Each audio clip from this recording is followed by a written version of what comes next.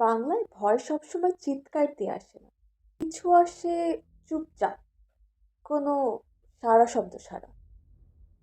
গ্রামের লোকরা যেটা নিয়ে কথা বলে না, যেটা নিয়ে কেউ জিজ্ঞেস করে না, এ নিয়ে সবাই চুপচাপ থাকে, কিন্তু সবাই জানে।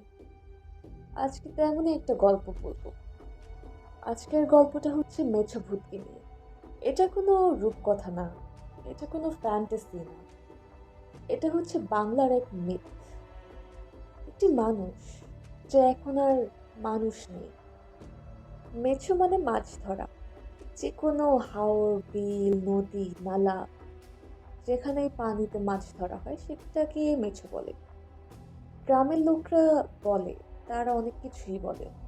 এর মধ্যে এটা প্রচলিত আছে।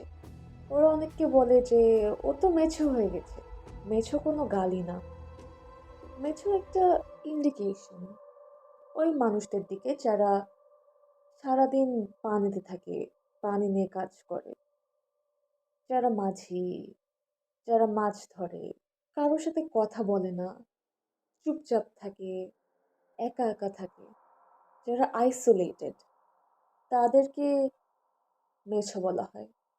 এটা নেত্রকোনার সাইডের ছোট একটা গ্রামের ঘটনা। এটার নাম বললে এখন আর কেউ চেনে না। গ্রামটা আস্তে আস্তে খালি হয়ে গেছে, কিন্তু আগেকার সময় এখানে সবাই মাছ ধরতো। চারিপাশে পানি হওয়ার কারণে বিল, নদী দিয়ে ঘেরা একটা জায়গা। এখানে রাতে মাছ ধরতে যাওয়া অনেক নর্মাল ছিল। তাদের একটাই রুল ছিল, রাতে একা মাছ ধরতে যেতে না। ওই গ্রামে একটি লোক ছিল, লোকটির নাম ছিল সাত্তার। সে সারা দিন পানিতে থাকতো, সকাল বিকেল রাত। মানুষজন নোটিস করা স্টার্ট করে। মানুষজন দেখে যে ও আগের মতো আর হাসে না। ওর সাথে কথা বলতে গেলে খুব একটা আগ্রহ নিয়ে কথা বলতে আসে না। চুপচাপই থাকে, নিজের মতো থাকে। গা দিয়ে সারাক্ষণ মাছের গন্ধ। ওকে রাতের বেলা অনেকে পুকুরের পাড়ে বসে থাকতে দেখে। রাতের বেলা পুকুরের পাড়ে বসে থাকা কিন্তু ভালোই অস্বাভাবিক। লোকেরা কথা বলা স্টার্ট করে, ওকে নিয়ে অনেক কিছুই বলে। অনেকে বলে ওর কি জানি হয়েছে, আগের মতো আর নেই। অনেকে বলে ও তো আর মানুষ নেই, মানুষ থেকে গেছে, চলে গেছে।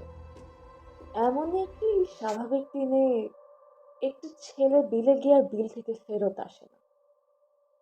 পরের দিন সকালে তার লাশ পাওয়া যায়, তার লাশ উদ্ধার হয় বিল থেকে। সে ডুবেই মারা গেছে। কিন্তু যারা তার লাশ দেখেছিল তারা বলে যারা ডুবে মরে তাদের চোখ এরকম হয় না। চোখটা ছিল ফ্যাকাশে থপথপে সাদা, চোখ দুটো ছিল খোলা।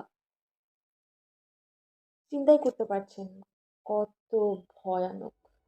ছেলেটিকে লাশ দেখেছিল সাত্তার, ওকে বলা বলি শুরু করে।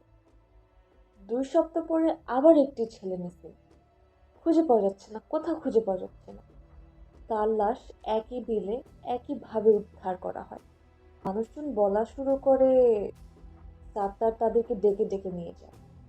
সবাই তাকে অ্যাভয়েড করা স্টার্ট করে, তার সাথে কেউ কথা বলতো না, এড়িয়ে চলতো, দেখেও না দেখার ভান করে চলে যেত।